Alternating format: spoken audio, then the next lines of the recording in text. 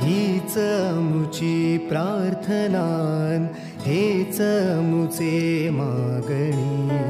हीच मुची प्रार्थनान, हेच मुचे मागणी. माणसाने माणसाशी माणसासम वागणे.